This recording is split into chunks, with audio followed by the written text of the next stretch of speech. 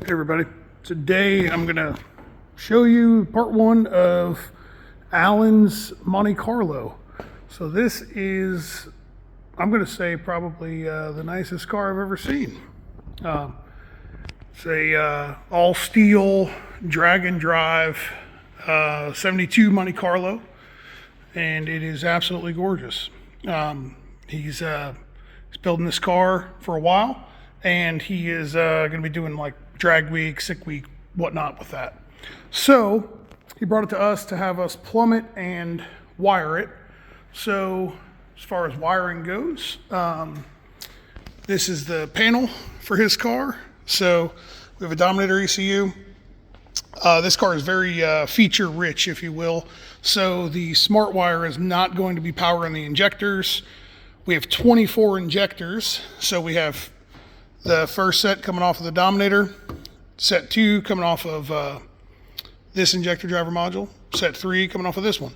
So off of here, we're going to be running a set of Siemens Deca 220s to drive on pump gas and ethanol. For the B set of injectors, we're going to have another set of Siemens Deca 220s, and that's going to be for methanol, idle, cruise on methanol, and spool up and whatnot. And then set C is going to be a set of AFIS 800s. So those are injectors, 24 of them. We have, the car's got 2 separate fuel systems. I'm going to show you all that. So to power all 24 injectors, I'm going to use a single leash 70 amp relay right here. And when this is in the car, it's up against the firewall and it sits like this, right? So over here, we've got a solid state relay to control the trans brake bump, EGT module, smart wire, and then over here a Davis profiler EFI module.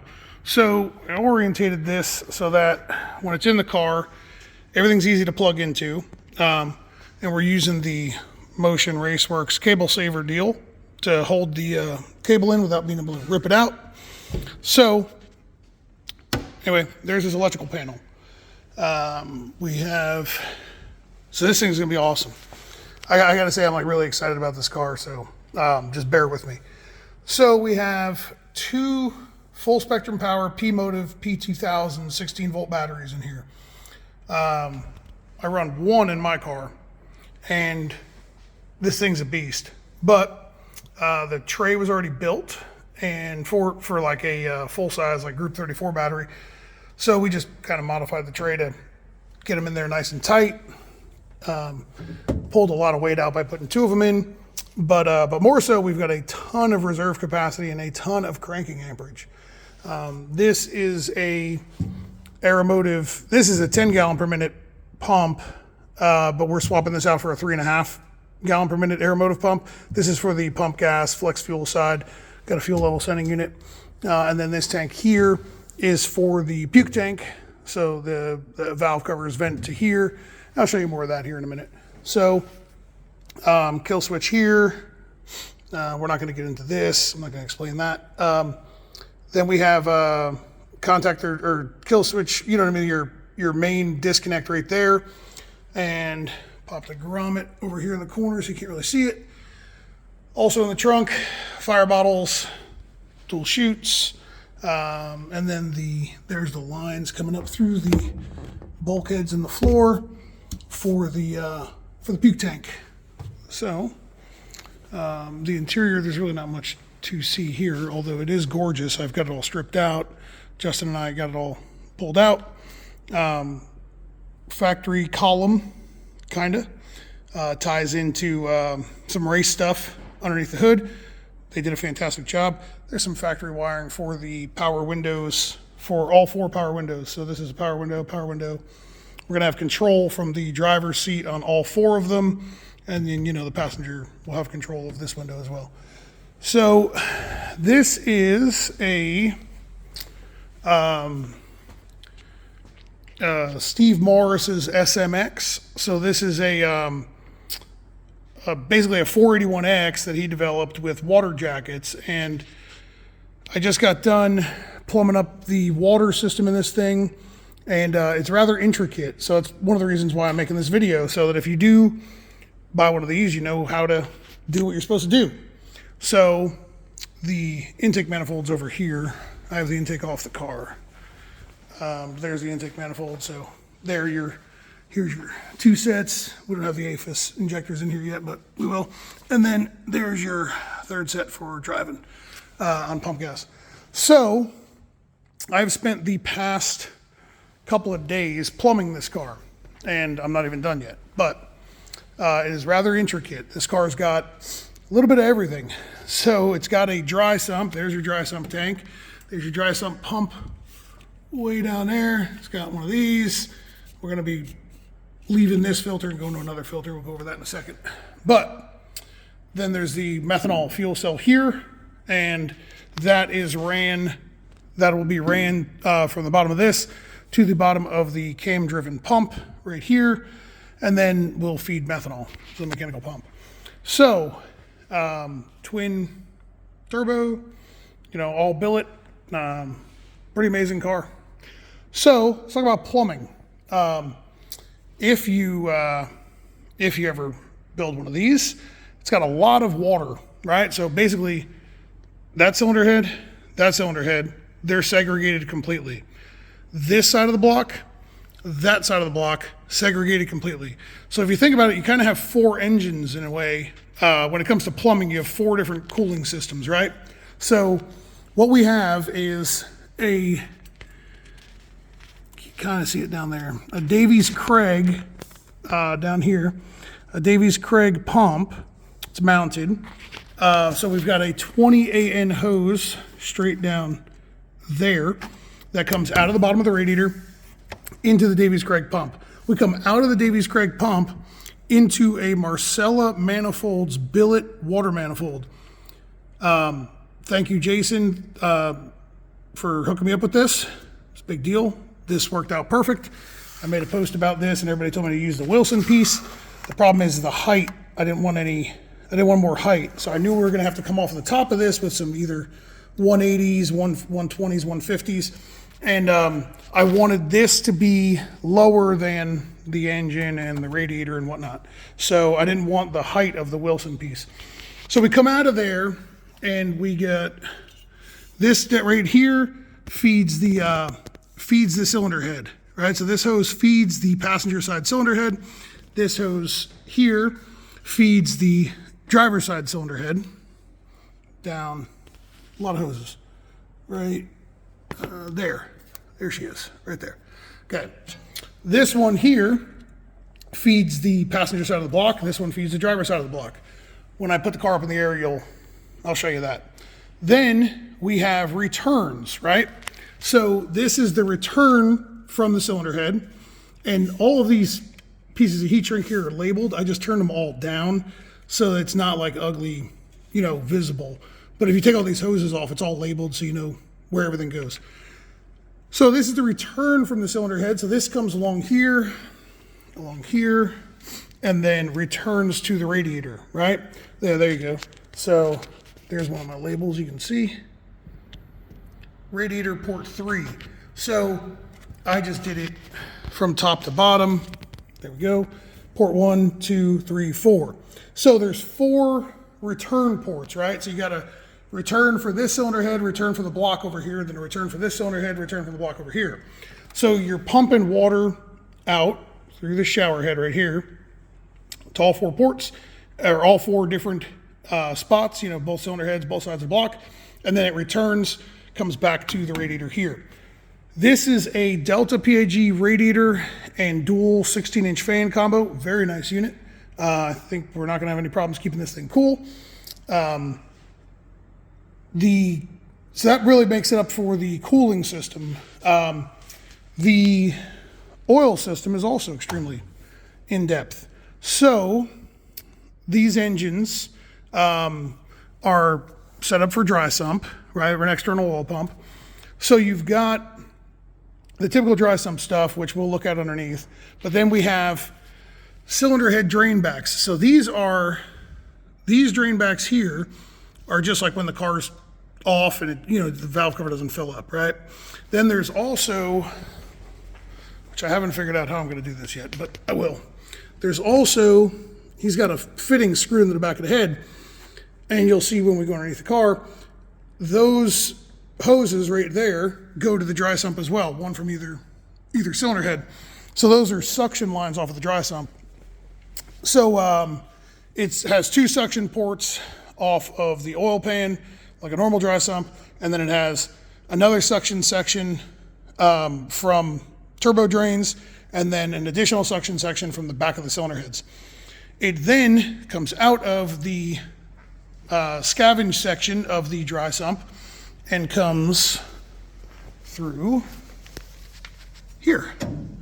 So this right here is a 16AN hose that goes into a big 100 micron scavenge filter that then fills up the dry sump tank. So, and then it comes out of the dry sump tank right down there and feeds into the pump. So the pump always has fresh oil going to it, right? So it's not just a pick up from the bottom of the pan and hope for the best. It sucks all the oil out of the engine, fills up this tank feeds the pump, then the pump pressurizes the oil, sends it through the conglomerate of things that we have to send it through. So we are sending oil from the pump to this Clearview filter. I'm not going to get into the whole Clearview thing, but we are going right here. So this is our pressure line going into the Clearview filter. And then we come out of the Clearview filter and we're going to go to an additional Peterson 12AN inline style filter, right? So that filter is going to be actually mounted, well, it's not here yet. It's either going to be mounted back under here, or where it's easy to get to, or it's going to go on that frame rail. So we come out of that filter and then we hit this side right here, and this is a Cetrab engine oil cooler. So we're going to be coming in through this bottom port down here to the oil cooler, then out of the oil cooler right here, and we go into the block and feed the block high pressure oil. So let me put this thing up in the air and I'll show you what's going on underneath of it. So hold on. All right, so here we are, we're underneath the car. So there's our dry sump pump. There's our 2 scavenge lines that go back to the pan right there. So there's our water pump that I was pointing out, 20AN hose, yada, yada. So the oil drains, this is a pretty slick little deal that they did. So the oil drains, they welded in a piece of tubing here so we can run our oil drains right out of the bottom of the turbo right in here. So we come in through the frame rail, right? It comes to a T, same thing over here. There we go. There's another piece of tubing right there, goes through the frame rail.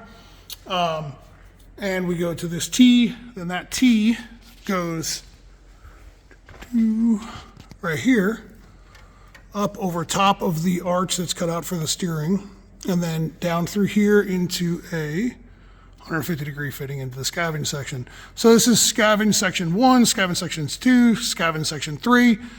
This one that's empty, I got a fitting on order. That's scavenge section 4. That is going to be what we draw from the back of the cylinder heads. So this is the drain back line from the front of the cylinder heads right here. One there, one there. This is our oil pressure in. So with this one, I had to use a direct thread, 12AN direct thread to stay away from the steering shaft. So worked out. Here's another, there you go. Driver head water feed, driver block water feed, driver cylinder head water return. So you can see I labeled everything, so it's, can't mix it up. So the oiling system is extremely intricate. Again, we come all the way around here and our oil line is coming up through over there, down through here, over here, and into there. This is our water into the block. So this is pretty cool how they did this. So the water jacket is it's all, this whole plate obviously would unbolt. I mean, I'm not taking that bolts out, but you could unbolt this whole section here and access the side of the block. So pretty neat how they did the water jackets. Steve did a pretty cool job engineering that. So anyway, this was just a look at, in my opinion, probably the nicest car I've ever seen in my life. So this is part one. We'll go over, I'm gonna make a few videos on this. Alan's an awesome dude. This car is awesome. I just want to share it with everybody, and Alan said he was all right with it, so that's what we're gonna do. As far as wiring, what everybody kind of knows us for, we did, let's see, we put a rad lock connector here so that, like, cause this area right here is gonna get dirty from driving. That's all sealed up, nice, so did that. He's gonna be using one of our alternator setups. We have a contactor up in here. So this is obviously not done. We have a contactor up in here. So what this does is it segregates the alternator from everything else. We've got battery cables that run along here, yada, yada. So remember I was talking about the breathers in the trunk. So they come through these bulkheads right here, and then they welded a stub on the frame rail. So they're using the frame rail as a piece of hose, both sides.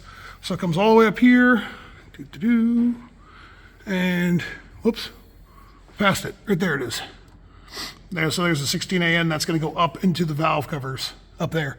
So we've got to, I was working on the fuel system, the pump gas fuel system.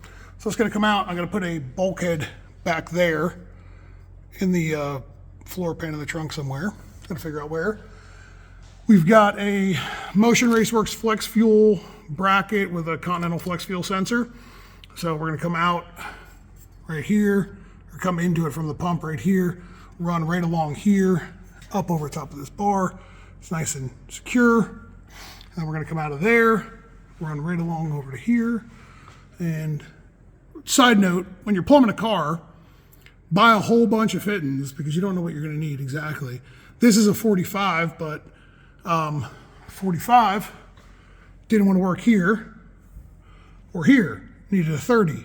So try a whole bunch of different fittings. And then this is Motion's new fuel filter.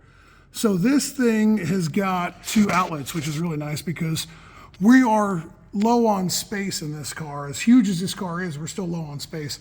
So putting a big fuel filter somewhere along this frame rail wasn't really going to work because we've got tabs, we've got bars, we don't have many places to put things, right? And then we would have had to put a Y up behind the engine, and there's not much room up there when the intake's on. So this has kind of got this has already got the Y built into it, which is pretty nice. So we ordered that one up for them. Pretty excited about this one. So got to work on the fuel system plumbing from here to here. Ran out of 12AN hose. Ordered 60 and they only sent me 30. So I'm gonna start working on the transmission cooler, which is, there's 2 on this car. There's a remote mount one, and then there's this monster up here. This is a transmission cooler. So we gotta feed this one, and then we also have to feed a remote mount. So they did an awesome job on this because if you look right here, we've got NPT tubing that goes from here to here, right? And then the quick connects are gonna go right here.